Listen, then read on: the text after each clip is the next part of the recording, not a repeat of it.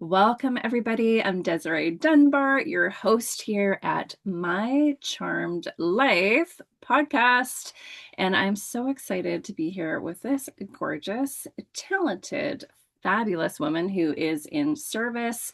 She is an incredible registered nurse in labor and delivery, and she's also a certified personal trainer and coach and nutritionist as well. I don't want to forget that because I definitely want to talk about that today.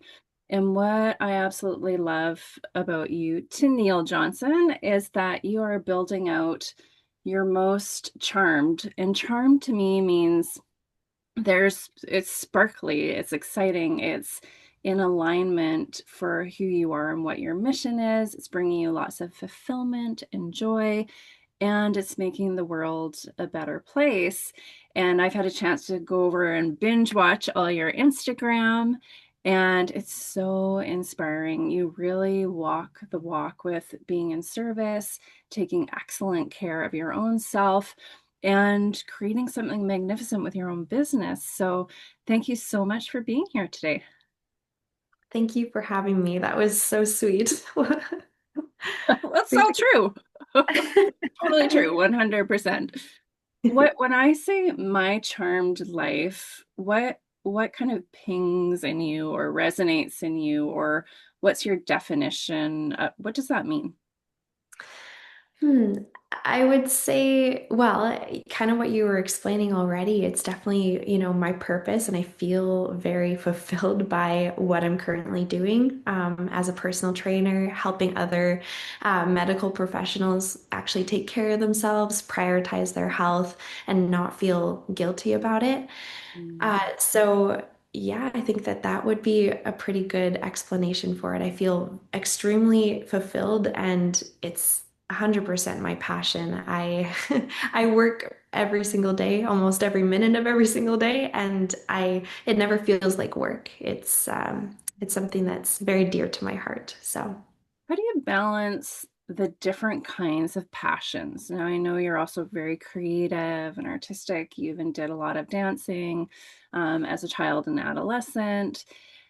How do you balance all those, what I would call irons in the fire? Because in my personal experience, I've found I can easily get distracted, kind of like a squirrel chasing, going over here and then going over here and going over here. How do you balance all of that and how do you focus? Hmm. Well, I would say at the start of my business, I felt a little all over the place. I felt very unsure of what route to be taking this because I knew that my passion was personal training, helping others become healthy. And I knew that my other passion was nursing, and I love delivering babies and helping mom like new parents and everything. um, and I think what helped focus me was, well, I mean, a couple mentors along the way helped me a ton. But I think that it's funny. I feel like I kind of fell into mixing the both of them because I think that initially I knew I loved both, but I never realized that I would be so my niche would become just helping medical professionals. I kind of fell into it when I started doing challenges on my unit, and all the nurses were just loving all of my challenges. And then I realized that What's an example of a challenge? ooh, I used to do little short 6 to 8 week challenges where I would give everybody just a sample, workout plan, nutrition plan. They'd all follow it and they'd get all excited about it because it's a very community-based thing.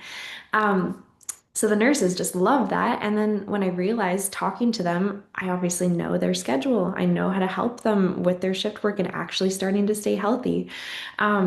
And yeah, it just kind of fell into my lap and I realized that I was actually very good at it. So that helped me focus a lot. I don't know if that answers that question. Yeah, no, it's amazing. It sounds like it was just such a natural progression to be a nurse and you have a heart of gold. So you're looking around and you're thinking, hey, if these women just, have regular exercise and were eating well, they'd have a lot more energy for their work, but also for themselves too.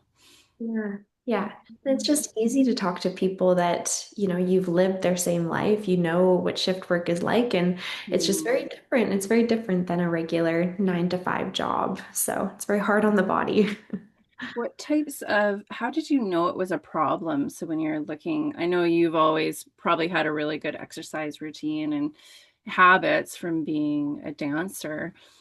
But when you're looking at your colleagues, what did you actually notice? What were the signs or signals or the results of not having that? A lot of burnout. I looked around and, well, working throughout COVID, there was a ton of burnout. Mm. I hear that all the time. I hop on calls with potential, clients seeking help, and that comes up almost every call. It's so prevalent. So a lot of burnout, a lot of just chronic exhaustion, and when that happens, it just kind of snowballs a little bit, and that kind of shows up and, not having any motivation to get yourself to the gym after a 12-hour shift, or usually moving towards eating out more often and, very easy processed foods because it takes a lot of energy to be meal prepping consistently and all of that. So yeah, just a lot of exhaustion and burnout is what I saw. What is the science or physiology kind of for dummies? Just because I want to keep it simple for myself so I understand it, because I'm definitely not a scientist, more on the creative side. But what is burnout? What's happening through the body and organs and systems? Yeah. Well, burnout mostly shows up in that chronic fatigue. It's just hard to feel a normal amount of energy even on your days off. Um, I would say it shows up a lot as like irritability, anxiety. So you can tell a lot just even with your relationships with your loved ones, which is unfortunate, but a lot of my clients say it shows up with that, like they're just easily irritable. Those are probably the two most common ways to present burnout. Um, yeah, and then I would probably say it shows up a little bit more with like metabolism too, probably some gut health issues, maybe Mhm. poor digestion for sure. But those are probably the most common. That's amazing. And we're sort of talking about nurses because I know you work in labor and delivery and in the hospital and as a nurse. So those are your colleagues. But what about the doctors? Do they come to you as well? Yeah, I do Yeah. have a fair amount of doctors. Just because my marketing, I'm always talking about nursing because that's just what I do. So I attract a lot of nurses, but physicians do approach me too, just with the shift work because I Mm. address what it's like working shift work and 12-hour shifts and night shifts specifically. I do work with like surgical residents, and just some of the busiest people that really need help figuring out how to balance that lifestyle, but then also, being realistic with, finding healthier options for food and, consistently moving their body. So just finding a little bit more structure. They often need some help. Yeah. So walk us through a typical day for you with the things we're talking about. So meal prep, even thinking about the meals, exercise regimen routine, relaxation for the nervous system. Maybe you're doing a shift of work, maybe you're working on your business, maybe you're having some fun, doing something entertaining with a loved one or partner. What's a typical kind of day? A day in my life, you're saying? Yeah. Ooh, oh my gosh, I work so much. I would say between Monday to Saturday, I'm a personal trainer. I wear my personal training hat. Saturdays, I do like to spend a little bit more time for myself and, do more things outside, regulating my nervous system, time with my partner as well, or family, friends. But my Monday to Friday, for sure, that's a lot of my personal training. Throughout the week, I meal prep about twice per week. It's kind of what I teach my clients as well. As for workouts, I work out about 5 times per week with cardio and then running about twice per week. So I'm very active, but I love it. That's definitely not like work for me. And then Sundays is when I pick up shifts at the hospital. So I'll do a 12-hour shift on every Sunday for the most part. I like to pick up a shift. Wow. Oh, so you're mostly doing the nursing just that one shift a week. Yeah, yeah. I was full time for six years, so I've done it for a while, but I was slowly able to decrease the amount of nursing because I've been able to help so many other nurses take care of themselves. So it's been good. Amazing. It's like the universe is just sort of nudging you into a place that's really needed on the planet. And you have all those skills to bring it all together, including just holding space for so many incredible women and figuring out how to make a business. Are either of your parents entrepreneurs, or how did you learn how to do this? Because I think I was reflecting on this morning. When my mom was 17, 18 years old, her main options were to be a nurse, to be a secretary administrator, or to be a teacher. Yeah. And so she chose the nurse route, and she was a nurse for over 40 years, which is absolutely incredible. And I know she's very proud of her career, and she was very good at what she did. But now, fast forward, we have so many opportunities. I was actually listening to our CBC radio last night, on my way home from yoga class, and they were talking about this woman who was one of the pioneers about talking about menopause, and she recently passed away. So they're playing little clips of her interview, and she was mentioning how even, in her lifetime, women weren't allowed, permitted to even get a mortgage. Yeah. Which means, as a woman of agency, power, I wouldn't be able to go and even buy my own house. Crazy. Isn't that crazy? So here you are. I'm so grateful you're in a very different time coming through. And yet that history is still very close, right? So in that context, I'm just curious, like, what were your influences from parents or family? And then how has it been for you to kind of create something out of nothing? Yeah. Yeah, it is really good to reflect on that. Hey, how it wasn't that long ago that yeah, we weren't even able to open a bank account. I was hearing on the Mel Robbins podcast about that, and that wasn't that long ago. That's crazy. You would have to bring your husband to open a bank account. So I'm very thankful for the day and age that we're living. And like I love the entrepreneurship side of things. As for to speak to, how I grew up and, where that kind of stemmed from, my mom has always been very entrepreneurial and loves running a business. She's honestly, I think that she's had like seven, maybe 10 different career paths. She's done it all, that woman. So, and I would say the belief that she instilled in me is that I can do anything. And I am forever grateful for my mom for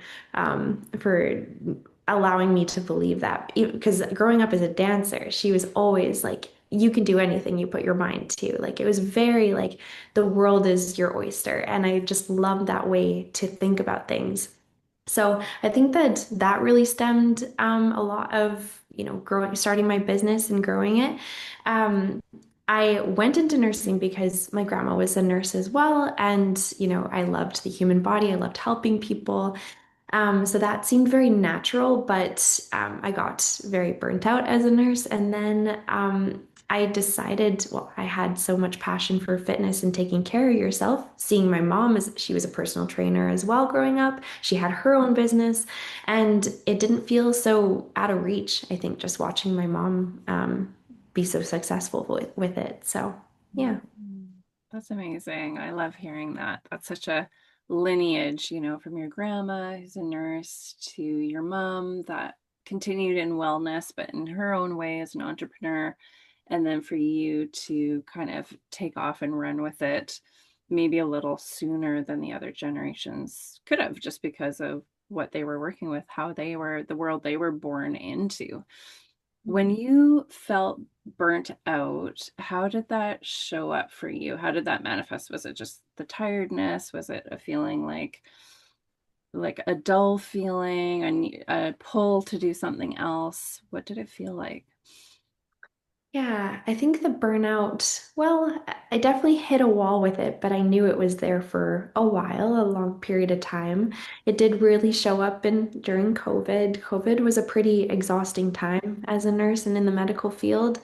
I think that it kind of slowly creeps up on you. It is kind of dull, and then I feel like one day you wake up and you're like, I don't think I can do this full time anymore. And that's okay. It was just kind of that period of time, and I'm seeing a lot of my nursing colleagues kind of finding different, ways to not be a full-time nurse, but also, still nurse, but find other routes, things to do. But yeah, it definitely showed up in, well, you might see on my social media just me comparing my physique to now and then. I was not taking care of myself, and that was very not like me at all, actually. I went through a lot of phases with, having a poor relationship with food and just like stress and emotional eating and things like that that just were not me whatsoever. So it showed up in quite a few ways. So I'm definitely happy that I reached a wall that just told me, okay, this is not for you anymore. You need to kind of make some changes here. And then, yeah, then my business started blossoming and my mom supported me throughout it all, which is great. You Yeah. had that support system. Was there any fear that came up? What could be around just even because it's so survival, right? It's your job, it's your bread and butter, it's the baseline and foundation that gives you what you need so you can have the paycheck, right? So I'm just curious if that challenged you at all to think, what if I'm not work? What if I can't do this? Or what if I can't do it as much? Oh, absolutely. Thankfully, with my profession in labor and delivery, there's never ending amounts of shifts. Like you, you can go and pick up as many as you'd like. I was very fortunate in I had space to be able to shift my schedule over to a casual position. A lot of people aren't as lucky. I was very fortunate with that, that nursing is so flexible. You can really make your own schedule if you choose. Of course, if you go down to casual, you don't get all of the, pretty benefits and, all of that. But I was okay with that. I was happy to, I just wanted to make a change for myself. Um, so yeah, I feel like I was going to say something else, but I You were forgot. just ready. You were like, no, it doesn't sound like there was any concern really when you felt like I can't do this as much anymore, that, oh, I'm Yeah. not going to have a job or what am I going to do? If it seems like you just made that transition so beautifully into having a kind of side business maybe at the beginning, and then there's a tipping point where you start to go all in. Yeah. Yeah. Regardless, of course, there was a fair amount of imposter syndrome. I won't lie. When you start a new profession, you will, have doubts about what you're doing. But I was so passionate about it. I cared a little bit, but at the same time, I knew this was like something that I wanted to do. So I went full force into it. Amazing. Yeah. What skills and abilities and ways of being from being a dancer have helped you in what you're doing now? Hmm. I think I think just knowing how to work as a team and being very collaborative. And maybe that just comes from competitive dancing, but Yeah. uh, we worked as a team a lot and we were so close. I like my dancer friends are very dear to my heart. Mhm. I think that helped a lot. Just, yeah, knowing how to work as a team. I collaborate with my clients a lot. I'm never, just telling them what to do. I'm always collaborating and making sure meeting my clients where they're at, setting realistic goals for them and such. And then also the creative side, of course. I think that the creative side kind of comes out in my marketing. I love marketing. I find it very fun. So I think the dancer, that creative piece of me that I haven't, honestly, I haven't been dancing nearly as much as I used to. But that piece does come out in my marketing for sure. Wow, that's so amazing. I used to teach universities and colleges as a professional modern dance teacher in the Martha Graham lineage. And part of me thought, I've got these huge classes of 50 students. How many of these 50 students will actually go on to be professional dancers, whether it's Broadway or off to Europe to be in a smaller company? And a lot of them did, but a lot of them didn't too. And as a teacher, I kind of wrestled with that a little bit, thinking like, why are we training so many young dancers? But I came to the realization as I saw people graduate and go on to do other things as you are, that the embodiment, the creativity, the level of intelligence that dancers have, which is emotional, spiritual, mental, physical, it's all pieces of the puzzle are constantly being trained. And you have to know what to eat and how much water to drink and how much to sleep in order to get up every day and do it again. And you even have to explore different ways to heal and mend your body so that you become empowered in self-healing. So what I notice is dancers who've trained very rigorously in this way and performed take it over, and it applies to pretty much anything you are going to do. So I'm so proud of you for taking all of that, running with it, and for your parents for putting you in dance, because how awesome is that? Yeah, yeah. Oh, I agree. I see that all the time too with dancers, and especially when I find I just resonate so well with other nurses and dancers in general.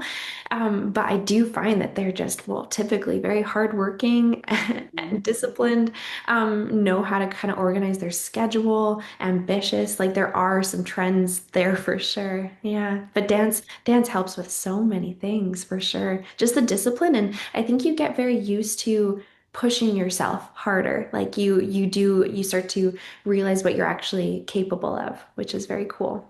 I love that, leaning into that growth edge and having a teacher, a coach who is even doing hands-on, right? We're in the studio and the teacher comes over and she's like, oh, stand up a little taller. She may touch the top of your head or shape your arm for you, literally her hands on your body. You're literally being supported to know and have that body intelligence plus everything else. You might be practicing a dance and he or she is saying, oh, you need to like be more expressive, more emotive in that part. So you're getting this one-on-one, very specific coaching so that you can reach your potential and possibly have more impact and even transform your audience members, because we're artists, right? Our job is to change people for the better and to bring beauty into the world. So I love what you're saying, because it's lean into the growth edge and keep the nervous system intact, but we're growing and we're learning. And the problem I see, what breaks my heart, is in the world there's this encouragement to numb out, to watch TV at the end of the day, to reach for the snacks, all the things that I hear you saying actually create burnout. If we're not intentional and we don't have the energy to actually do the right thing, it's going to be very challenging to thrive. And I think honestly, the world kind of encourages us to do that. There's beer and wine stores everywhere. There's advertisements. You can't watch a show without seeing people drinking alcohol on a show. Just that's just one tiny example, right? Yeah. So what I hear you saying is keep reaching for your potential, and it's not necessarily easy. How do you help your clients with staying in the discomfort? I would call it finding comfort in the discomfort. Mhm. Yeah. Well, I teach mindset quite a bit. So how it works with my check-ins, I do audio messages and video responses every week for them. So I'll teach a little bit of mindset in there, but we do monthly recap calls as well. So we'll chat one to one, and that's where I'll kind of dive a little bit more into mindset. But that is definitely something that I will preach to my clients. And if I'm finding that they're stuck and kind of in this same spot for a while, they're finding that they're, not seeing much progress yet. Um, like physically, then typically it's because they're not actually pushing themselves out of their comfort zone. So that's something that I really like to preach because unless they do want to see some change, they have to change internally first to start seeing that external changes. The internal work always comes first. So yeah, just trusting, trusting the process and getting really like understanding that yeah, change does come from getting uncomfortable. So to kind of embrace it a little bit more, it's very important. What's the thing, Tennille, that you want to shout from the rooftops? Like if you only had like 1 minute and someone said you get to shout from the rooftops this one thing to make the greatest impact in the world that you can make, what is that? Hmm. Well, for my niche, for my population that I work with, I would say to stop feeling guilty for taking care of yourself and prioritizing yourself. Yeah, I think that that is something that I have to Can you say it really one more time? sure. Yeah. To Yeah. everybody listening right now, you're watching this very part of this podcast right now for a reason, right? This isn't a mistake that you're here. This isn't a mistake that you're listening to this. You watched all the way through to the end. And Tennille is saying this exactly for you. It's an invitation for you to feel into this. So go ahead. Sure. I want you to not feel guilty for taking care of yourself and prioritizing your health because you matter too. This is something that I teach to all of my clients and really have to remind them almost weekly because I think that, as women, especially, we're often the caregivers in the family and the moms and you're always prioritizing others before yourself. So as for my mom specifically and nurses, it's very hard. I have to repeat this often, just that it's okay to have that validation that it's okay to prioritize your health first and fill your cup first before you can fill others. So. Did you say your mom? Like that's something you would say to your mom? No, sorry. Your Just mom. other, so not, well, I mean, my mom too sometimes. It depends on the case. But more so my clients that are moms That and nurses. are moms. Yes. I Yes. imagine, I don't have kids of my own, but I can imagine that that would be so challenging if you got the kids and you're taking them to ballet and you're taking them to baseball and or they're grown up and they still need you. It's a natural mama bear instinct. How could you, if that's such an instinct and it's wired into us, I can only imagine the rewiring, the reprogramming, all the reminders. Like I would probably have sticky notes everywhere, like how do we how do we do that? And I love that you're providing that service and reminding. It's just literally giving women the reminder that you matter, your health matters, and you're still going to be able to take care of the kids and the Mhm. family. And I think for me, I feel it's not, I use this example of a lot of not putting more things on the plate because it's so overwhelming for the nervous system, but also realizing, we're talking a little bit about women's empowerment today. We've been told to play small, like to keep everything small, right? Don't get a bank account. You can't buy a house. You can't own land. So we feel like we're not very capable, and we're not capable. This is the old way of thinking of and unconscious of having too many things on our plate. Like, oh, I wouldn't be able to handle that, right? Mhm. Which is Mhm. totally not true. So what I like to share is that it's more like have more plates and you can put things on them. You can handle it. You can take care of everything, including yourself. You can have consistent habits, workouts, meal planning, prep, and feel really amazing. And give yourself permission to have all the things. We Part of us, I think, feels like, oh, we can't have it all. Like, ooh, I can't have it all. Like that's I'm too much if I do that. But what I see you doing so beautifully is inviting women to be it all, have it all, like your mom told you, the world is your oyster. It still is in every chapter of life. We continue to learn and develop and grow. Of course, there's natural aging that's happening, but at the same time, what you're teaching women will support in sustained health, and we won't age in the way that our mothers and grandmothers did. We just won't. Yeah. Yeah, it's so true.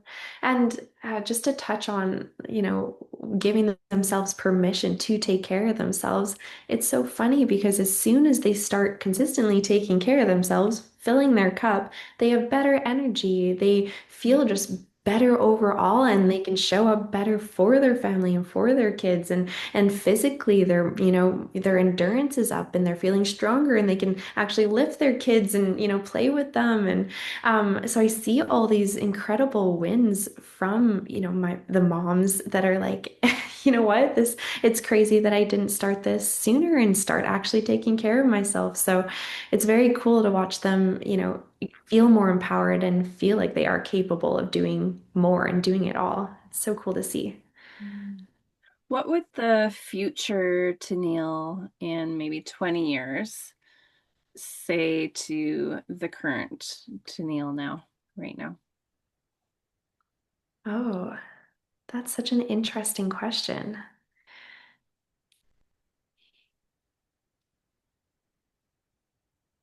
Hmm.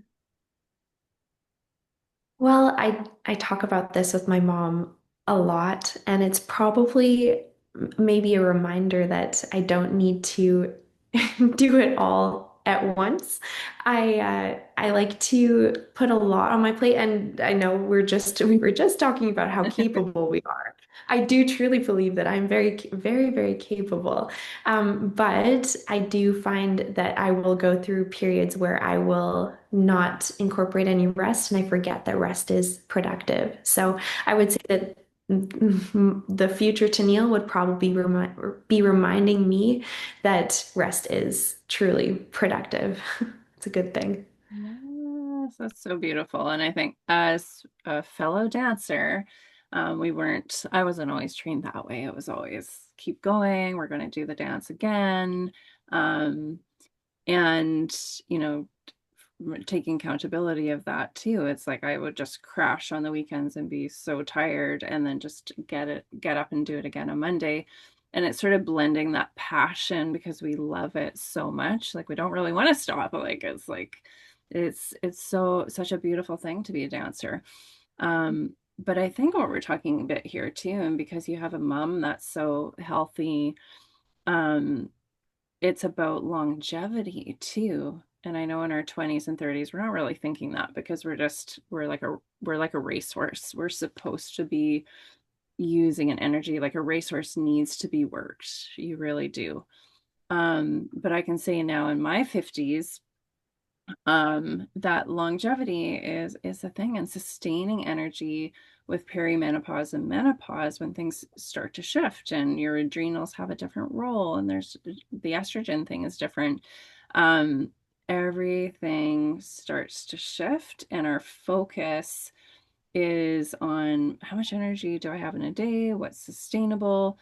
And the beautiful thing too is what I've noticed is have started to ask myself really in the last 5 years through perimenopause is what's really important to me.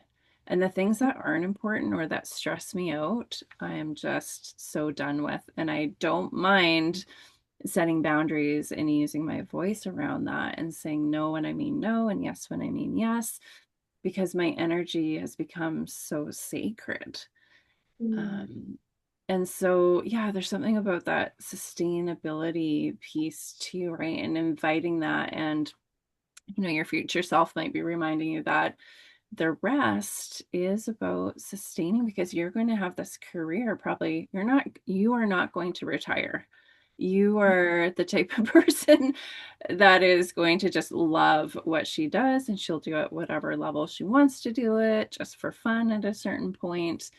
And that's a beautiful thing. So sustainability, longevity, enjoying what you do, but having that balance. And I know you have a partner too, right? So you I'm sure you plan trips and fun things together. And I'm sure that that creates some balance too. Do you find that creates balance? Yeah, Yeah. absolutely. Yeah, I resonate with a lot of what you said, and I'm really learning that. I think that just a little bit of reframing, honestly, has helped me a ton to find that sustainability and longevity because I used to think that, only my strength training and cardio mattered and I need to fit that in. But now I'm learning, you know what? Incorporating regular, yoga, something a bit slower that actually calms my nervous system is a good thing and will actually help me more. It's more productive than constantly being up here with my workouts and training with all this intensity. So just little reframes like that have helped me so much. So I definitely resonate with that. It's so funny in your 20s. You just want to go like this and be Oh okay yeah. all the time. Yeah. I know. So It's like you so gotta pull yourself back a little bit once in a while, right? To think yeah. about like how am I gonna feel tomorrow or next week to kind of have that a little bit of a longer horizon. Yeah. It's definitely challenging. I remember that. As we wrap up, Tennille, is there anything as you feel into our audience here, and just the way our conversation has been beautifully flowing today? Is there anything on your heart and mind in this moment that you would like to share or say as we wrap up? Hmm. I think I think that just reminding yourself frequently how filling your cup will always be beneficial to you to do first. And I think that just ending off with that is probably it's my biggest message overall for sure. I think that we just feel so much guilt. It's very natural as caregivers and people that just want to service others to feel this natural guilt when we're taking care of ourselves first. But when it comes, at the end of the day, it's so beneficial and it will result in yourself being more fulfilled, happier, and those around you being happier and more fulfilled. So I think that's what I would love to end off with. Thank you so much for sharing that. And thank you so much for being here today. We're going to share your Instagram down in the show notes. Is that the best way for people to connect with you and get that dose of inspiration from you, maybe even work with you? Is Instagram the best way? Yeah, I would say Instagram is great. My handle is Tennille Johnson _, but yeah, I think that either that or TikTok, you can find me. Amazing. What's your TikTok? Same thing? Uh, Same handle. Mhm. So, Tennille, can you spell it for us? Sure. TENNILLE Johnson, which is JOHNSON _. Okay, so we have that little underscore at the end. That's right. Okay. And what is one of your favorite songs to work out to right now? Can you think of one?